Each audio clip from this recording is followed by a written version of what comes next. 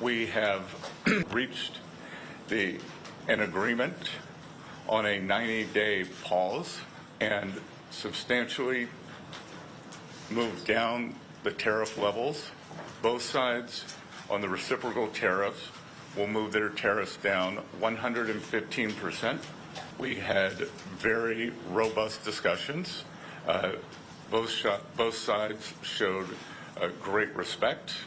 It was a chance for me to meet the Chinese delegation. The Vice Premier I had previously had only a video call with. Ambassador Jameson was familiar with two of the other leaders on the delegation from his previous time. So there was very good personal interaction. Both countries represented their national interests very well. We concluded that we have shared interest, and we both have an interest in balanced trade. The U.S. will continue moving towards that. I will let Ambassador Jameson talk about the President's initiatives that began on a historic trade announcement on January 20th, which no other president has ever done, following to April 2nd, when we implemented the reciprocal tariffs. The atmosphere was very conducive to discussions, and thanks to them, we were able to have very constructive and positive conversations with our Chinese counterparts, who clearly came to deal this week. The rapid nature that we were able to conduct and conclude these discussions is a testament to mutual understanding and mutual respect between the Chinese and U.S. sides. With respect to the U.S. Trade position, our interactions with China, and the agreement today, please keep in mind that the United States trade deficit has ballooned over the past several years, ending up at $1.2 trillion deficit in goods as of the end of last year, which was an approximately 42% increase over a few years prior, when there was an $850 billion trade deficit at the beginning of the Biden administration. So that is a rapid and expansive increase in the trade deficit. And our view is that this is driven in large part by non-reciprocal trade, among other things, and the result has been offshoring of manufacturing and other negative impacts on the U.S. economy. And so on January 20th, when the President was inaugurated, he released the America First trade policy, which was comprehensive and flagged that and actually directed agencies, including the U.S. Trade Representative and others, to research this issue and to provide options, which we did, and the President elected to impose reciprocal tariffs on April 2 to address this national emergency of the trade deficit. There was a global baseline tariff accompanied by higher reciprocal tariffs for each country depending on the level and intensity of their trade surplus with the United States. In all of this, China was assigned a reciprocal tariff rate of 34%. China was the only country that chose to implement retaliation against the United States for this reciprocal tariff. All other countries, withheld and decided that they wanted to negotiate with the United States or simply not retaliate. And so we've been in detailed discussions with other countries for several weeks at this point. China, as you know, retaliated not only with tariffs but with disproportionate and asymmetrical non-tariff measures in order to maintain the effectiveness of the reciprocal tariff measures. The President increased our tariff rates to offset Chinese retaliation. And as you know, this escalated to a point where both sides had added 125% tariffs, and with the Chinese side, additional non-tariff measures, amounting to an embargo in some senses on trade, an effective embargo, which of course was not a sustainable practice for either side. And so today, with this agreement, we come to agreement that our reciprocal tariff rate will go down to 10% on the United States side, so it goes down 115%. We enter into a 90-day pause period for negotiations, which both the Chinese and the United States are very committed to, and the Chinese on their side also go down 115% to 10%, and they remove the countermeasures that they have in place. To be very clear, other measures that the United States has put in place in the past, whether it's tariff measures from 2018 or since, tariffs under other statutory authorities, tariffs related to fentanyl. Those remain unchanged for now to the side. I'll just make one point, is that both the Chinese and the United States agreed to work constructively together on fentanyl, and there's a positive path forward there as well. Okay, great. So let's start with some questions. Well, just if I may make a few final remarks to give you framing and context. I think throughout the trade process, we have had a plan, we have a process in place, and now with the Chinese, after this weekend, we have a mechanism for continued talks. So, process, plan, and mechanism. I would say one of the big takeaways from this weekend, the United States will continue a strategic rebalancing in many areas that were exposed as supply chain weaknesses during COVID, whether it's medicines, whether it's semiconductors, steel, we've identified 5 or 6 strategic industries and supply chain vulnerabilities, and we will continue moving toward U.S. independence or reliable supplies from allies on those. But the consensus from both delegations this weekend is neither side wants a decoupling. And what had occurred with these very high tariffs, as Ambassador Greer said, was the equivalent of an embargo, and neither side wants that. We do want trade. We want more balanced trade, and I think that both sides are committed to achieving that. We would like to see China open to more U.S. goods.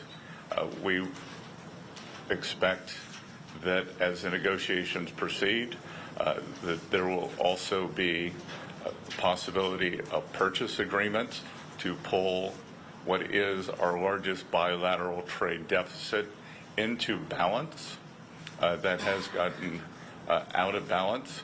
And much of this has happened through neglect over the past 4 years, as the previous administration did not engage on this issue.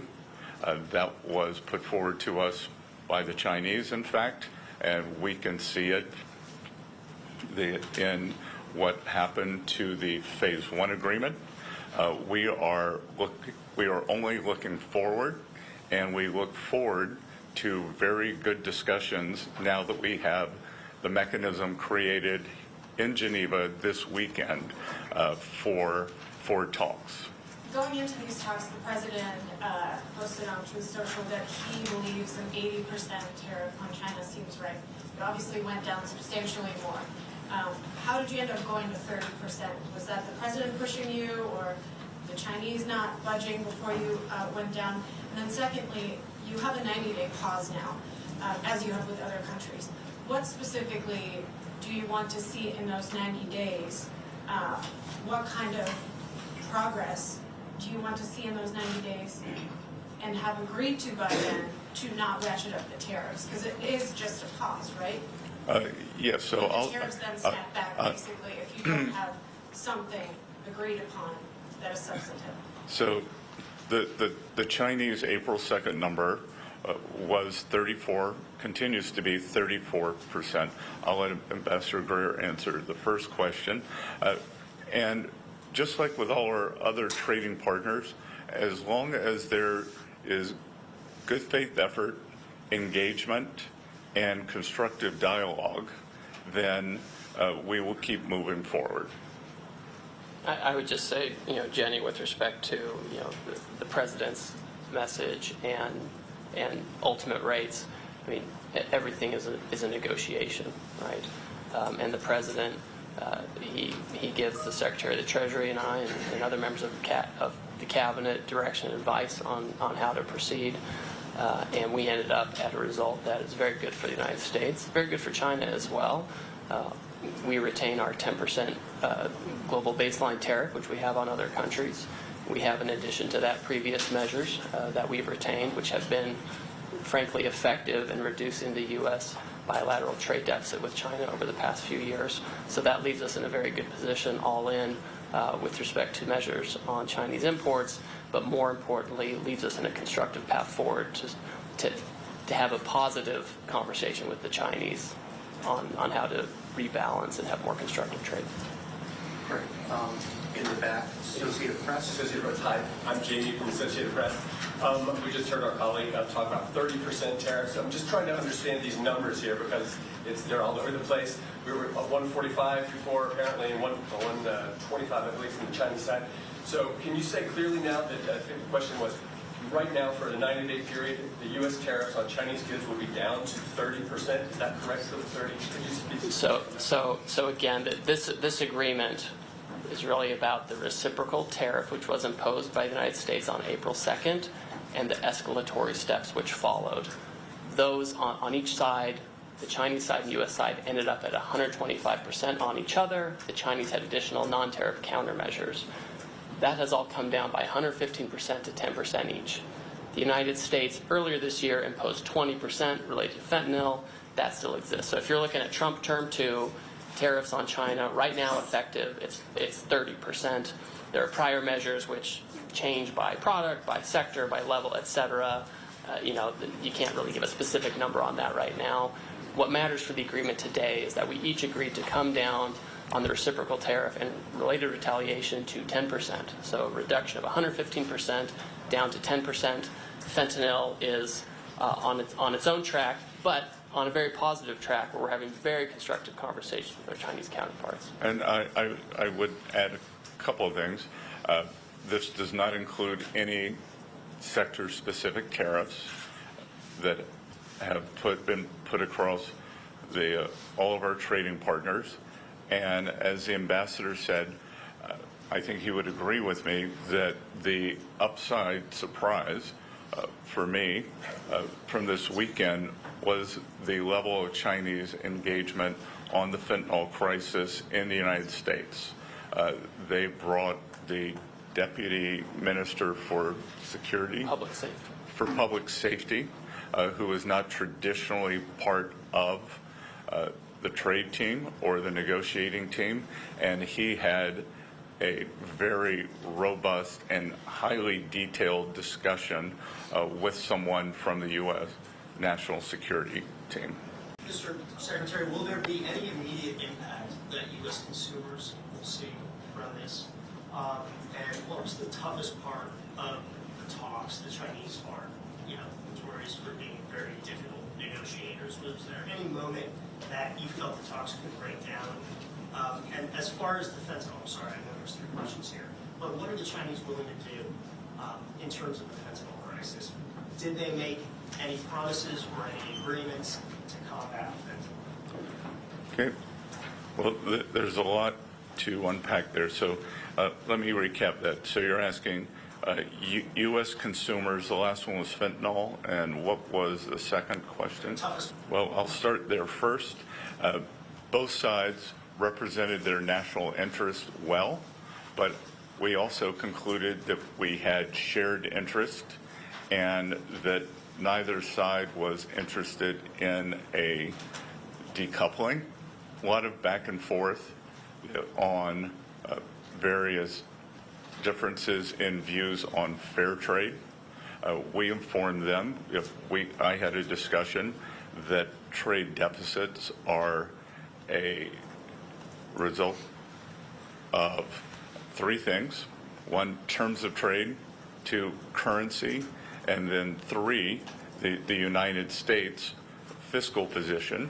We informed them that Trump administration is working very hard on containing this out-of-control fiscal deficit that we inherited from the previous administration.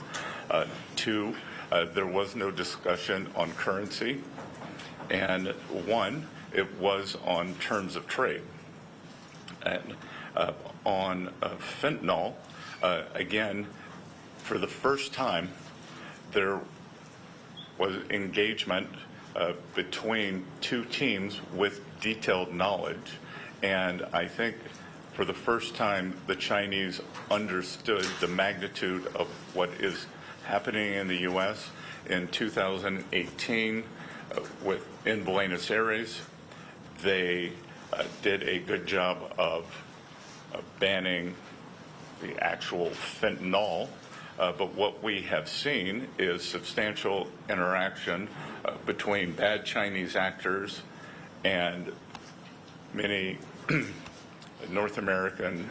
And let me make a point. Your question about what was the toughest part of the negotiation, I would submit it was actually, in the lead up to the negotiation, trying to repair channels of communication that had atrophied under the last administration, where, our office, for example, the Office of the United States Trade Representative, had almost no substantive discussions with the Chinese side on trade. And although we have significant differences with the Chinese on trade and economics, and we have major complaints, you have to discuss these complaints. You have to have a channel for discussions, and overcoming that was a substantial challenge. And a lot of work went into that over the past several weeks, so that by the time we got here, we were able to be very pragmatic with each other. And to be sure, there were tough things to deal with on the level of removal, the timing for implementation, managing each side's domestic politics, et cetera. And I won't go into too much detail. But I would say the toughest part was simply getting to a position where we could, in good faith, both sides work with each other. And once we did, we were able to do this in a couple of days. This is not the first time I've done trade negotiations with the Chinese, and sometimes it can take a very, very long time to overcome misunderstandings. We were able to do that effectively over the past few weeks, which enabled us to be very pragmatic and effective this weekend.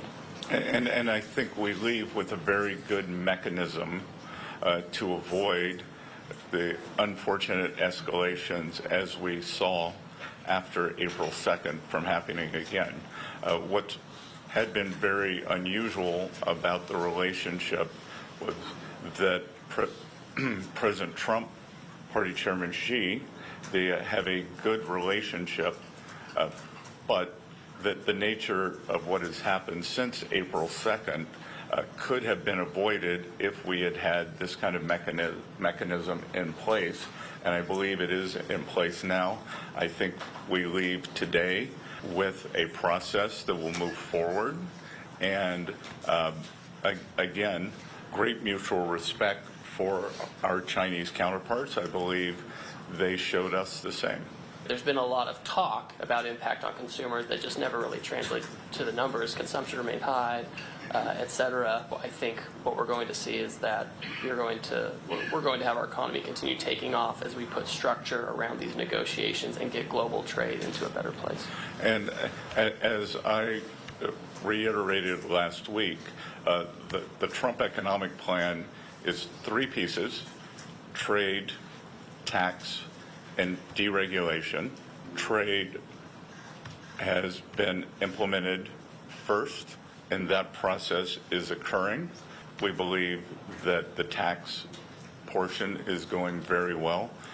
Speaker Johnson, Leader Thune, who I am in constant contact with, believe that midsummer we will pass, as the president likes to call it, his one big beautiful bill, and we believe that that will provide substantial relief for American households. And then deregulation, a hidden and pernicious tax on American households, is regulation. We believe that the last administration added several $1,000s a year to American families' cost, and that we will be not only cutting those substantial, rolling that back, but cutting those substantially. It's very heartening what you're telling us. I'm wondering whether you think it might have been a better idea to start at this point of negotiation rather than start with the big list of tariffs and all the global turmoil that caused, and the fear, frankly, in some countries around the world. How about, do you think with hindsight, might have been better to reach out and say we want to talk to you guys about this? No, I disagree entirely. We have spent decades at the World Trade Organization in multilateral and bilateral negotiations trying to get other countries to reduce their tariffs and non-tariff barriers to be more reciprocal with the U.S. We've had one of the most open economies for decades. The promise of the WTO and the multilateral system is that everyone was going to come down.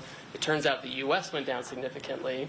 There were other economies that had low tariffs as well, but retained very high non-tariff barriers. We have tried really hard to work within the system, and the net result is a $1.2 trillion deficit in goods. The net result is manufacturing went to China, East Asia, Mexico, et cetera. So we tried all of that. So the idea that we can just keep saying, well, why don't we just talk a little bit more and we'll have a different outcome, I think just is totally detached from reality. And I would add a couple of things, that as our 18 important trading partners come to us, many with very good deals, as the UK, who skipped to the front of the line as our oldest ally, as Ambassador Greer and I look at their proposals, again, to lower tariffs, to lower the non-tariff trade barriers. Obviously, UK does not have a currency manipulation problem. And the subsidies for labor and industry, we look at these, and I think, how did we get here? How did we get here? And I echo part of what President Trump said, that he doesn't blame the other economies for taking advantage of taking advantage of the situation when they were allowed to do it. He blames previous U.S. leaders. So we are just trying to restore a healthy equilibrium. That the U.S. economy has become very unbalanced. On one side, we have a forward-leaning, the deepest and widest financial markets in the world. We have financial innovation. We have the tech sector that is the envy in the world. On the other side, we are a natural resources economy led by energy. So it is a barbell. But in between, precision manufacturing, especially precision manufacturing, has been wiped out. And it is our intent to bring that back. So we want to rebalance. And I think that there is a big opportunity. If I think about this weekend, the Chinese, they have gone the other way.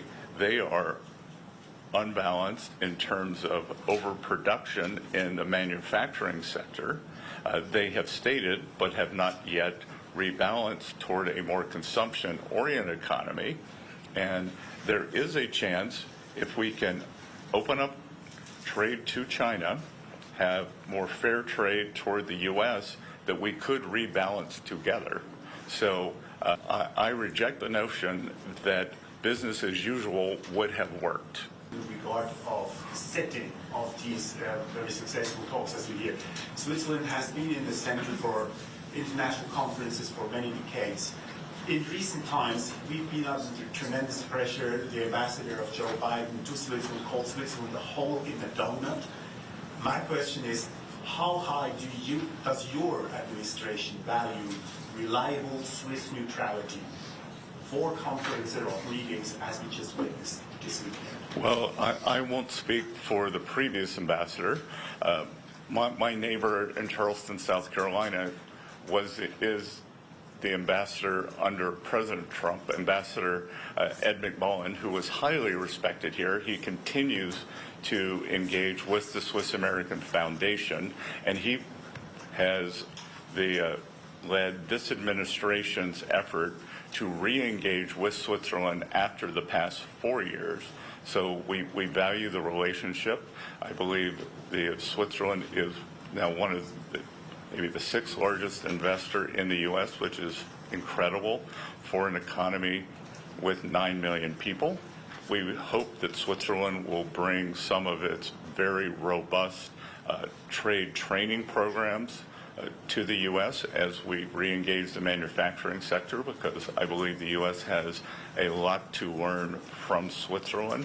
And again, the U.K. and Switzerland have moved to the front of the queue for the trade deals. whereas the EU has been much slower. So we value that also. And I would say, with respect to the negotiating dynamics, and this may not seem important to those not involved in this, but the atmospherics provided by the Swiss government were incredibly conducive to the conclusions we had this weekend.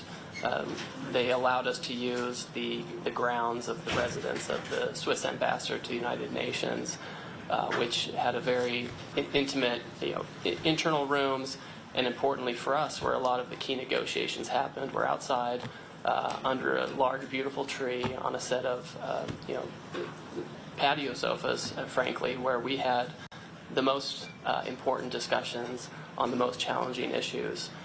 And having this setting, as opposed to, no offense to the Intercontinental, which has been great, as opposed to a sterile hotel conference situation or conference rooms, I think let us develop a personal relationship with our counterparts and lead to the successful conclusion we had.